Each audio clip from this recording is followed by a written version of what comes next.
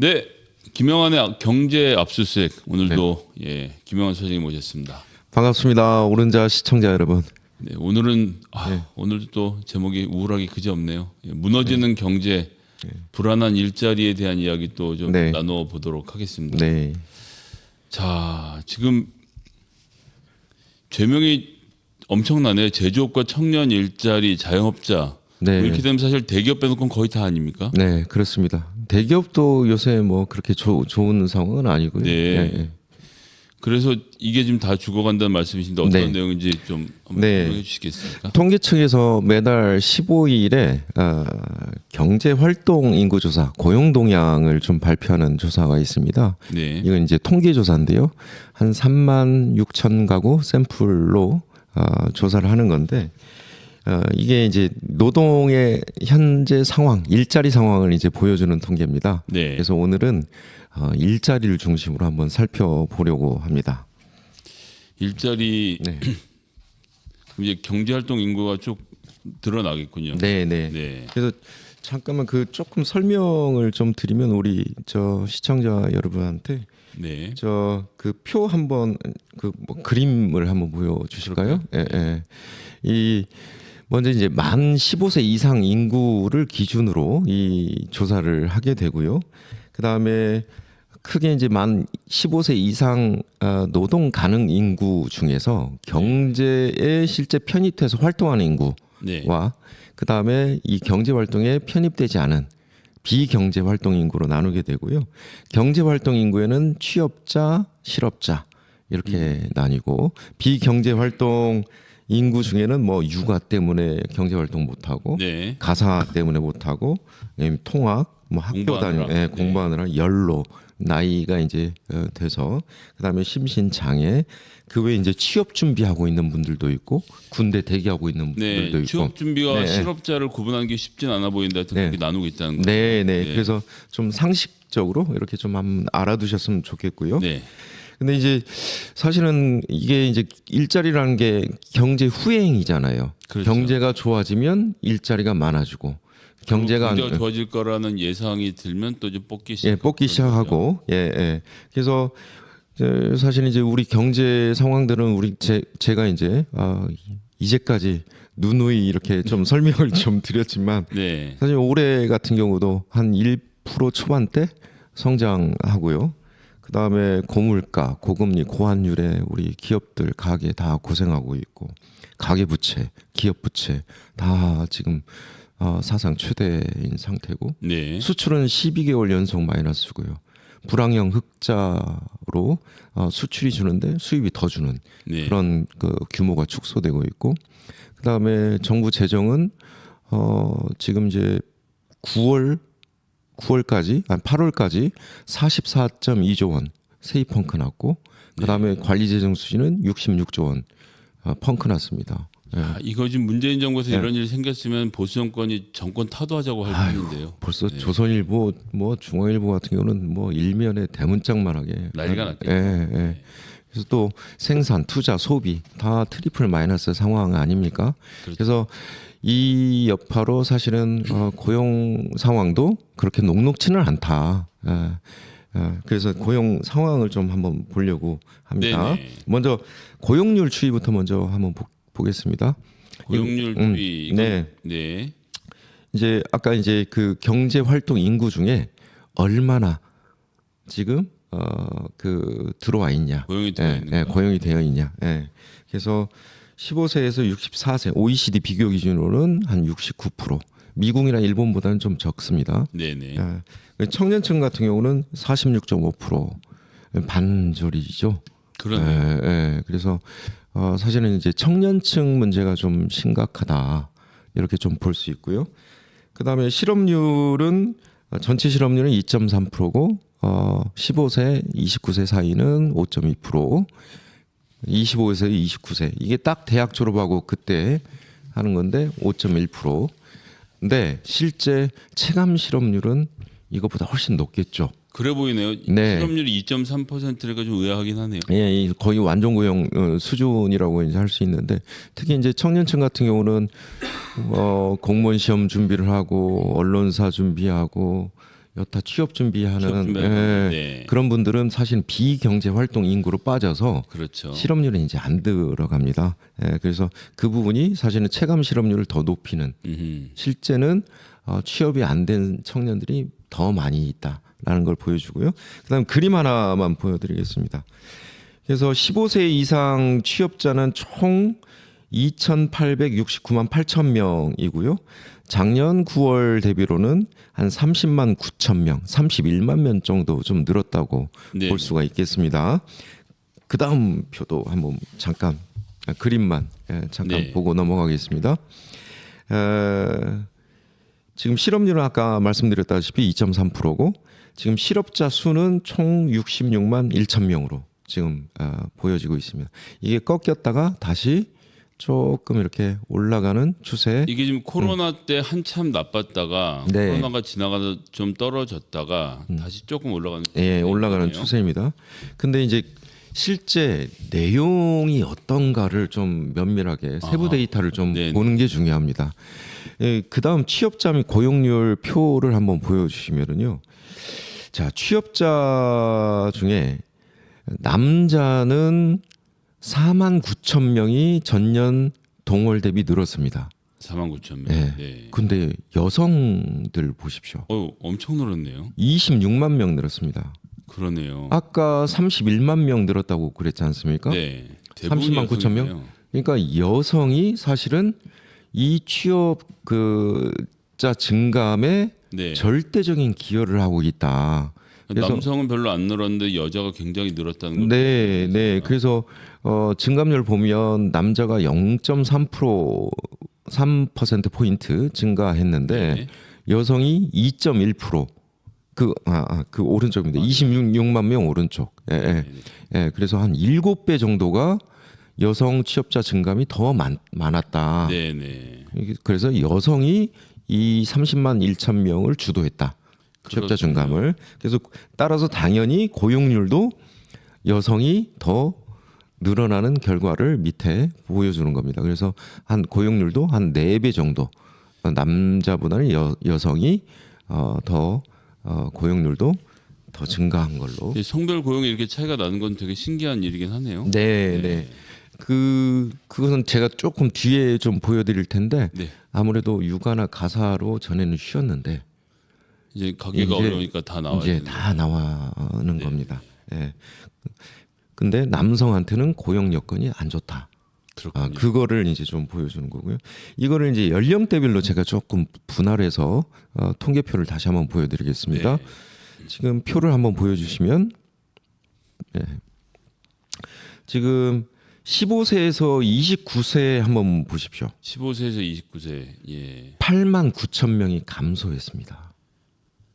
청년들은 일자리를 찾지를 못하고 있는 거 그렇죠. 없기도 하고. 그렇죠. 청년들은 일자리가 오히려 감소하고 있고 취업을 해야 되는 오히려 여기서 취업을 해야 그렇죠. 되는데 청년들은 일자리가 마이너스다. 그다음에 또 연령대 중에 40세에서 49세 한창 일할 나이인데. 한창 일할 나이 때 네. 저는 이건 자영업자 여파도 꽤 있을 거라고 봅니다. 네. 그래서 5만 8천 개가 또 감소했다라는 거 하고요. 60세 이상이 35만 4천 개. 60세 이상이 원래 일자리가 잘 안 늘고 또 문재인 정부 때 노인 알바 만든다고 국민의힘이 그렇게 얼마나 떠들었습니까? 근데 거기가 많이 늘었네요. 그래서 윤석열 정부의 고용 통계를 보면은요. 60세 이상이 주를 이룹니다. 네, 이제까지 고용 통계가 이게 지금 줄어든 것 8만 6천 명 이렇게 되는데 60세 이상에서 35만 명이 확 취직을 해버리니까 완전히 그림이 달라지죠. 그리고 조금 우리 김성희 소장님이 인구 얘기 좀 많이 하셨는데 60세 이상 새로 편입한 인구 수가 50만 명입니다. 그렇죠. 네. 그러니까 이분들이 사실은 계속 취업 시장에 이제 들어오게 된 거죠.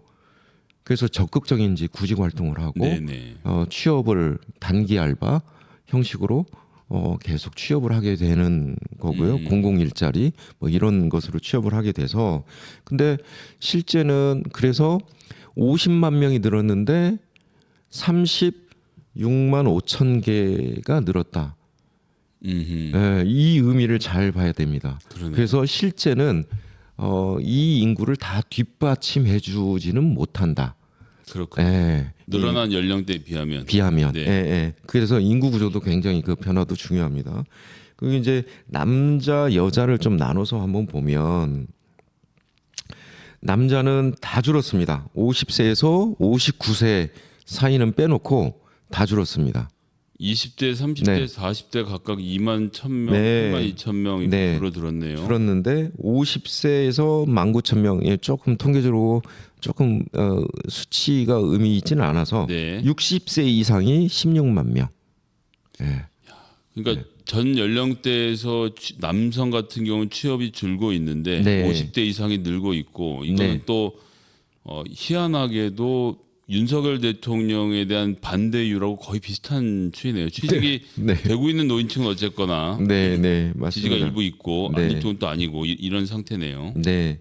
그 여성들 보면 30세에서 59세까지는 다 늘었습니다. 그러니까 조금 전에 말씀하셨던 네. 일을 안 하고 있다 다시 복귀하거나 지금 가게가 어려워지니까 나오는 사람들이라고 분들이죠. 봐야 되는 건가요? 네. 네. 근데 20세에서 29세 마이너스 6만 주 남성보다는 더 심하죠.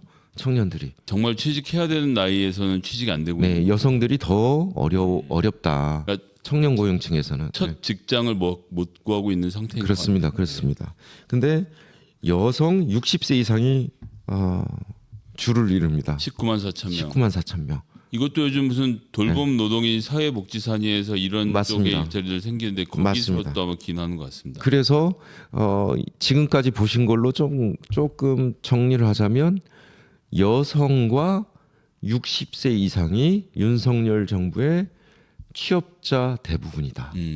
이렇게 좀 보시면 정확할 것 같습니다. 그렇군요. 예. 그리고 산업별 취업자를 좀 보면은요. 예, 이게 뭐 두 가지만 딱 짚고 넘어가려고 합니다. 제조업 줄었습니다.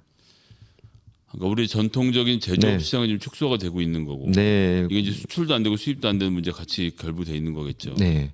그리고 밑에 있는 보건업, 사회 서비스업. 그래서 제가 생각에는 60세 이상의 분들이 이쪽 분야에 사회 서비스업 이쪽 분야에 취업을 주로 하지 않나 이 부분에 늘어난 요인들 영향이 좀 있을 거다. 사회복지사들 네. 요즘 연령대 꽤 있으신 분들이 지원해서 노인이 노인을 돌보는 세상인 걸 딱 보여주는 하나의 사례인 것 네, 같네요. 네. 그리고 여기서 이제 뭐 그 도매, 소매, 뭐 운수 창고, 숙박, 음식 이게 다 자영업자 영역들인데 제가 조금만 어저께 나온 뉴스가 있어서 네. 중소기업 중앙회에서 좀 발표한 건데요. 중소기업 중앙회에서 그 노란 우산 공제회라고 자영업자 있죠. 사장님들 이제 공제 회죠. 근데 거기서 폐업 공제금 지급 건수를 1월에서 8월까지 집계를 해보니까 78,965건. 그러니까 한 8만 명 정도가 폐업 공제금을 신청했다는 거죠. 자영업자들 8만 명이 무너졌다는 건 보통 자영업은 부인 뭐 아들까지 해서 두세 명이 함께 그렇죠. 매달려 드는 가족이 건데. 무너진 거잖아요. 그렇군요. 그러니까 한 8만 건이 무너졌다는 거는 사실은 자영업자 사장님들이 또 거기 주요 멤버지만 가족들이 다 일자리를 잃는 거. 일자리를 잃은 거다. 그리고 지급액이 한 9천억 정도고요. 그래서 올해는 한 1조 원 정도 넘을 이게 사상 최대입니다. 아이고. 예. 그리고 해약 건수 그러니까 돈이 없다 보니까 이 공제 기금도 이제 해약을 하는 거예요. 야, 그래서, 이거는 예. 나중에 폐업돼도 돈도 못 돌려받는 거죠. 지금 당장 이전에가 빡빡하신 분들이 그렇죠, 그렇죠. 그래서 지금 지난해 같은 경우는 1월에서 8월까지 한 21,273건이었는데 올해 1월에서 8월은 45,275건, 2배 이상이 늘은 거예요. 그러니까 이제 이자 내기 이제 빡빡하고 가게 살림이 빡빡하니까 이 돈이라도 이게 사실은 보호 장치인데 사회 안전망인데 이 돈이라도 빼서 일단 가게를 돌려야 되겠다. 이런 그 구조를 보여주는 거죠. 네. 그래서 자영업자 그 상황이 매우 어려운 처지에 있고 자영업자 대출, 가계 대출도 사상 최대고. 예. 진짜 이 노란 우산 공제회 하나만 봐도 얼마나 자영업자들이 벼랑에 그렇죠. 몰려있는지가 잘 보이네요. 그렇죠. 예. 그리고 그 다음 표 한번 이제 좀 보여드릴게요. 성별 비경제 활동 인구인데 표 한번 보여주시면은요. 이제 이거는 이제 비경제 활동 인구입니다. 네네. 그러니까 아까 경제 활동 인구, 비경제 활동 인구 이렇게 나눴잖아요. 노동 가능 인구 중에서 남자는 경제 활동을 오히려 안 하고 비경제 활동으로 늘어났다. 여자는 17만 9천 명 정도가 경제 활동 쪽으로 빠져나갔다. 그래서 여성들이 더 취업 전선에 들어가고 남성들에게는 오히려 취업 시장이 좀 어려운 이런 구조를 좀 보여준다. 그러네요. 라는 거 하고요. 그다음 표도 간단히 좀 봐주시면, 활동 상태별 비경제 활동인데 육아 가사 한번 보실까요? 네. 예전에는 비경제 활동 인구 중에 육아 가사 이제 이쪽 부분이 있었는데 증감을 보시면 마이너스잖아요. 안 쉰다는 거예요, 이제. 애를 낳고도 못 쉬고 가사도 가사도 이제 안 하고. 그다음에 취준생들 한번 제일 마지막 그 별표 당구장 표시 보면 취업 준비자들이 경제 활동 인구로 좀 편입되는 것 같은데 7만 1,000명 정도. 이제 그 제가 보면 이 부분은 경제 상황과 맞물려 좀 해석을 하자면 취업 준비를 이제 오래 못 하는 거예요. 그러니까 좋은 직장 가기보다는 당장 구할 수 있는 곳으로 일단 들어가고 보는 사람들이 많아진 거네요. 네. 그래서 이런 고용 노동 통계들을 좀 보면 좀 우리 고용 시장이 여성 위주로, 그 다음에 60세 이상 위주로, 또 단기성 알바 위주로 이렇게 좀 고용 시장이 되고, 우리 전통적인 강한 영역, 그러니까 제조업 분야는 취업자들이 마이너스로 줄고, 이제 물론 사회 서비스업이 나쁘다는 건 아니지만 이 사회 서비스업이나 보건업 이런 분야가 늘어나고, 그래서 60세 이상들이 그쪽으로 이동하고, 이런 그 노동 구조를 좀 살펴볼 수 있다라는 겁니다. 근데 굉장히 불안하죠. 젊은 층들의 그 일자리가 없어진다는 게 되게 이제 불안하고 우리 미래가 불안한 거죠. 우리 고용률 잠깐 이제 미국하고 일본만 비교하고 제가 끝내보도록 하겠습니다.